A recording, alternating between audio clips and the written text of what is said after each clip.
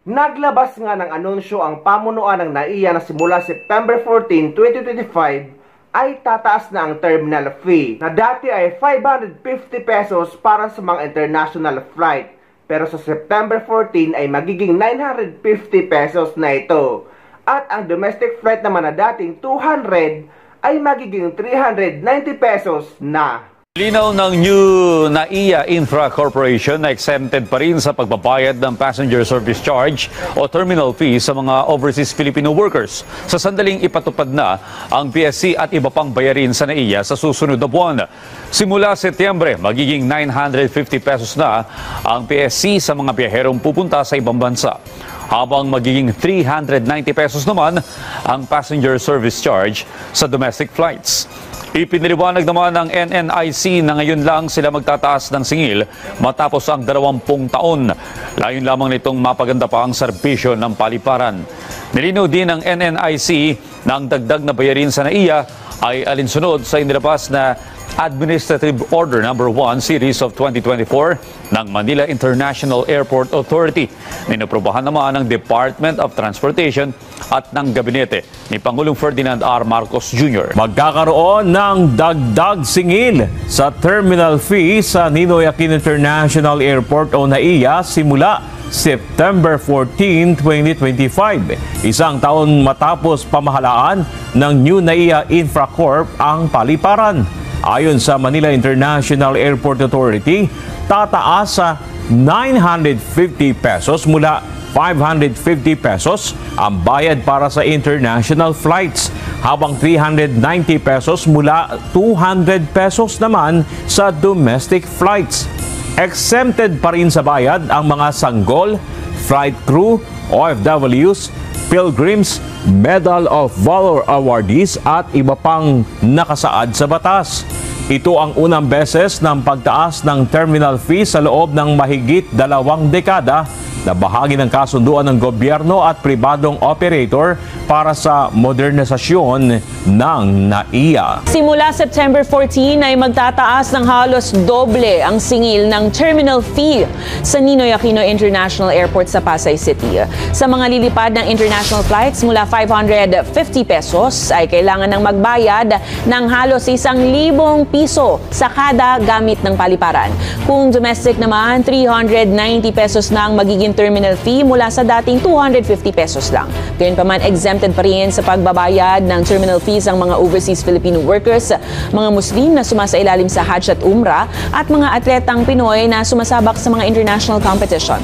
Ito ang kauna-unahang taas singil sa terminal fee ng paliparan sa loob ng 2 dekada na inaasahan namang mapapakinabangan sa pagpapagawa ng electronic gates sa NAIA Terminal 1 at 3. At eto guys, para sa mga haka-haka ng mga OFW at kumakalat na mga post na kailangan daw magbayad ng mga OFW ng tax kapag uuwi sa Pilipinas. Ang sagot ay walang katotohanan yan dahil nananatiling exempted ang mga OFW sa pagbabayad ng travel tax at iba pang bayarin kagaya ng terminal fee. At yung bagong update sa e-travel na TIESA para sa travel tax ay lalabas lang yan kapag tourist visa ka. Pero kapag OFW ang nilagay nyo, ay hindi yan lalabas dahil nga exempted tayo sa pagbabayad ng travel tax. Kaya wag na wag kayong malilito. At eto pa guys, maraming nagsasabi na inalisa daw ang e-travel registration. Inuulit natin na required pa rin ang pagre-register sa e-travel. Ang inalis lang ng Bureau of Customs ay e-travel QR code scanning sa NAIA para sa mga nating to declare or walang kailangan i-declare. Ang dadaan lang sa scanning ay yung may mga kailangan i-declare. Kaya guys, wag na wag talaga kayong malilito dahil baka makapahama kayo ng kapwa natin OFW kapag hindi sila gumawa ng e-travel kapag uuwi sa Pilipinas. Inuulit natin na required pa rin ng e-travel registration pauwi sa Pilipinas at pabalik or papunta sa ibang bansa. At para hindi na kayo lumayo pa sa mga walang idea kung paano mag-register sa e-travel kapag uuwi sa Pilipinas, eto guys ang latest video tutorial. So para makagawa kayo ng account sa e-travel sa mga wala pang account, ay pumunta kayo sa e-travel website na e-travel.gov.ph na ilalagay ko sa description ng video na ito para madali nyong mahanap. At take note ulit guys na ang paggagawa ng account sa e-travel ay nagsimula noong February 1, 2024. So kung nakagawa kayo ng account na wala pa sa February 1, 2024, ay meaning ay wala pa kayong account sa e-travel. Noon kasi ay direct registration lang na pwedeng gumamit ng kahit anong email address. Pero simula February 1, 2024 ay kailangan nang gumawa ng account. Pero kung nakagawa ka naman ng account simula February 1, 2024 at nakalimutan mo na ang email address mo at password at hindi mo na ito mabuksan, ay pwede kang gumawa ng panibagong account gamit ang ibang email address. Wala namang problema yon. So after nyo mapasok ang e-travel website ay ito ang lalabas. I-click nyo yan, click here to sign in. At dito naman guys, dahil nga gagawa tayo ng e-travel account, ay dyan kayo sa create account sa baba. Pero sa may mga account na, dyan kayo sa login at ilalagay nyo ang yung email address at password. Pero sa ating mga gagawa ng account or sa mga wala pang account, dito kayo sa baba sa create account. At lalabas na ito. Ilalagay nyo na ang email address na gagamitin nyo sa paggawa ng account. Sa paggawa ng account guys sa e-travel ay dapat binabasa nyo ang mga note na nakalagay. Dahil minsan hindi nagpo-proceed ang email address na nilalagay nyo. Dahil minsan hindi rin nababasa ng mga kababayan nating OFW na posibleng nagamit na ang email address nyo sa paggawa ng e-travel account o kaya naman ay may problema. Kaya guys, lagi nyong babasahin ang mga note na lumalabas. So, kung nagamit na ang email na nilalagay nyo, ay pwede naman kayo gumawa ng panibagong email address. Mag-research lang kayo kung paano gumawa ng panibagong email address at meron akong video niyan sa YouTube. I-search nyo na lang. So, after nyo malagay ang email address na gagamitin nyo, ay i-click nyo yung continue. At magsisend sila sa inyo ng OTP. At para makapunta kayo sa email nyo na hindi nawawala ang site, dahil guys, kapag naback nyo yan, ay babalik yan sa simula. So, para hindi bumalik sa simula, ay i-click nyo yung back sa taas or tinatawag na tab. At kapag na-click nyo na ang tab, ay eto ang lalabas. So, pumunta na kayo sa inyong email at hindi yan mawawala. After nyo malagay ang OTP, i-click nyo yung continue. At lalabas ito. Gagawa na kayo guys ng inyong password ng 2 beses. At inuulit ko guys, lagi nyong basahin ang mga instructions. Dahil ang nakalagay dito ay dapat 12 letter or 12 character na may big letter, small letter, special sign at number. Basta aabuti ng 12 character. Dahil ang iba hindi makapag-proceed dahil hindi nagbabasa. So basahin nyo guys para maintindihan nyo at para magawa nyo ng tama. And after nyo malagay ang inyong password na ginawa nyo, na dapat lagi nyong nililista. I-click nyo na yan, continue. Andito na tayo sa personal information. So, ilalagay nyo na ang inyong picture at i-click nyo yung upload photo. Ang ilalagay ko na sample ay si Mr. Bean. Dahil nga guys, hindi na ako pwedeng gumawa ng panibagong account sa pangalan ko dahil 2 na ang account ko sa e-travel. So, after nyo malagay ang photo, dito na tayo sa Philippine Passport. Dahil nga OFW tayo, ang pipili natin ay Philippine Passport. Pero kung ang gamit nyo naman ay Foreign Passport, ay syempre pipiliin nyo ang Foreign Passport. Dahil nga madalas na tinuturo ko ay para sa mga OFW, ay dito tayo sa Philippine Passport. Then ilalagay nyo na ang inyong pangalan, middle name at last name. At dyan naman sa suffix, kung wala kayong suffix, ay iwanan nyo yung naka-blank. Sa middle name naman, optional lang din yan. Kung wala kayong middle name, dahil minsan may mga tao na walang middle name, ay pwede nyo rin yang iwanang naka-blank. Wala naman ding problema. Then, ilalagay nyo ngayon ang inyong kasarian, birth date, mobile number, citizenship, at country of birth. At ang inyong passport number. At ilalagay nyo ang passport issued authority. Kung sa Pilipinas, ang ilalagay nyo ay Philippines. At ang inyong passport issued date. Then, dito naman sa occupation sa mga nagtatrabaho sa labas, ay pwede nyo piliing professional. At sa mga nagtatrabaho naman sa bahay, ay may pipilian dyan or pipiliing domestic helper. And after that, click next. At dito naman sa permanent country of residence, country, Philippines, at ilalagay nyo yung province, municipality, barangay, at house number. Kung wala naman kayong house or street number, ilagay nyo lang 0000. At dyan naman sa address line 2, iwanan nyo lang yung naka-blank. And after that, click next. At nandito na tayo sa onboarding summary. Review nyo lang at kapag tama naman ang lahat, scroll nyo and click submit. At dito naman, hayaan nyo lang yung for me at ang air. At dahil nga pauwi tayo sa Pilipinas, ang pipili nyo dyan is arrival entering the Philippines. Pero kung ang i-register nyo ay e-travel departure card papunta sa ibang bansa or pabalik sa ibang bansa, ay ang pipiliin nyo is departure leaving the Philippines. Pero dahil nga ang ituturo ko ay pauwi sa Pilipinas, ang pipiliin natin is arrival entering the Philippines. And after that, click continue. Andito na tayo sa travel details. Sa purpose of travel, ang ilalagay nyo is OFW kung isa kayong OFW. Kahit na pauwi kayo for good na, ang ilalagay nyo dyan ay OFW. Pero kung mga Pilipinong nagturista lang sa ibang bansa at pabalik sa Pilipinas, ang ilalagay nyo is returning resident. Pero kung mga permanent resident sa ibang bansa at magbabakasyon lang sa Pilipinas, ang ilalagay nyo is for vacation.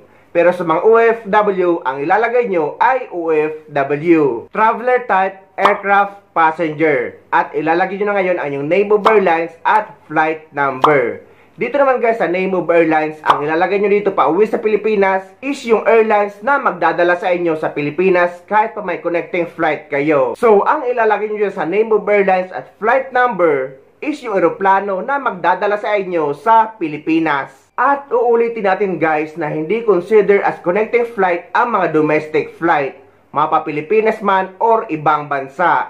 Meaning na domestic flight is yung flight within the country or nasa loob pa rin ng iisang bansa. So hindi yan considered as connecting flight kapag magre-register kayo sa e-travel. Andito na tayo sa country of origin. Sa e-travel registration guys, ang country of origin nyo kapag pauwi kayo sa Pilipinas is yung bansa kung saan kayo nagtatrabaho. For example, United Arab Emirates. At ilalagay nyo na ngayon ang pangalan ng airport. For example, Dubai Airport.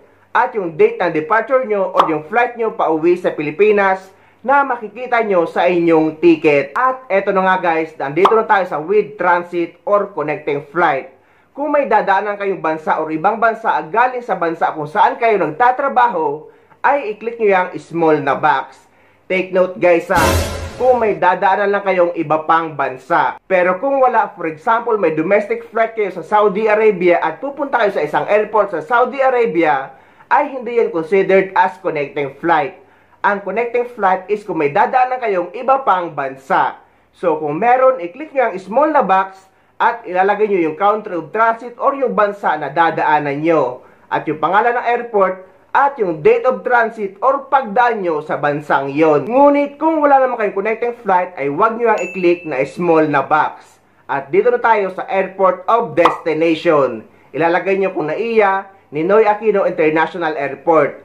Kung Clark naman, isi-search nyo or itatype nyo ang Clark International Airport. At dyan naman tayo sa date of arrival or yung date ng lapag nyo sa Pilipinas. At dito naman tayo sa destination upon arrival, lalabas dyan automatic na same as permanent country of residence. And after that, click next. At dito naman sa health declaration, kung wala naman kayong sakit, i-click nyo lang yan dalawang no sa baba. And after that, click next. At dito naman sa customs declaration, kung mga basic pasalubong lang naman ang dala nyo, ay hindi nyo naman kailangan i-declare. Kung wala naman kayong dalang cash na more than 50,000 peso, at 10,000 US dollar. So, i-click nyo lang yung no sa tanong na, do you have baggage to declare? And take note guys na lagi pinapaalala ng mga airlines na wag kayo maglalagay ng valuable sa loob ng check-in baggage nyo. Kagaya ng pera, alahas, at iba pang mga mamahaling gamit. Dapat lahat ng yan ay nasa hand carry baggage. Dahil kapag nilagay nyo yan sa check-in baggage, ay pwede yang mawala or pwede yang nakawin. At dito na tayo sa other details. Kung may kasama kayo dyan guys, ilalagay nyo kung ilan ang kasama nyo. Pero kung wala, iwan nyo lang yang 00. Diyan naman sa number of check-in baggage, kung dalawa, ilalagay nyo ay 2. At dito naman sa hand carry, kung isa, ilalagay nyo ay 1. At dito naman, first time visiting Philippines, click no. And after that, click next. At dito naman, pipirmahan nyo gamit ang daliri nyo. Pero kung nagpagawa lang kayo ng e-travel account sa iba, ay gagayahin lang nila ang pirma nyo gamit ang daliri nila. And after that, click next. Dito naman guys, sa family member, kung wala naman kayong kasama mag-travel, i-click nyo lang yang next. At dito naman, i-click nyo lang yang yes. Kung nakagawa naman kayo ng account or nakakuha na kayo ng QR code at may gusto kayong i-add family member, ay wala naman ding problema. Kahit after yung makagawa ng account, i-add family member nyo lang ang gusto nyong idagdag para isang account na lang ang gagamitin nyo sa e-travel. At nandito na tayo sa summary. I-double check nyo lang at kapag okay naman lahat, i-click nyo yung submit. At lalabas na ito. Congratulations! At pati ang inyong e-travel arrival card QR code. So, i-screenshot nyo lang yan. At inulit din natin sa mga nagtatanong na nakalagay dyan ay no UEC. Dahil nga ang UEC ay ginagamit pabalik sa ibang bansa. Hindi pa uwi sa Pilipinas, kaya no UEC ang nakalagay dyan. At dyan naman sa no baggage, ay walang problema yan. Dahil nga guys, wala naman kayong dineclare. Hindi naman ibig sabihin yan ay wala kayong daladalang bagahe. At eto na nga yung bago. Sa mga nagtatanong naman kung may bayad na daw ba na tax sa e-travel or pagre-register sa e-travel. Ang sagot guys, para sa mga OFW ay wala tayong babayarang tax. Dahil exempted ang lahat ng mga OFW sa pagbabayad ng travel tax sa airport. At tayo pa nga nakukuha ang terminal fee cash refund. Applicable lang yan sa mga tourist na pupunta sa ibang bansa. Pero kung isa kang OFW at ilalagay mo ay OFW, ay hindi yan lalabas. Kaya tayong mga OFW ay wala naman dapat ipag-alala at hindi natin yan problema.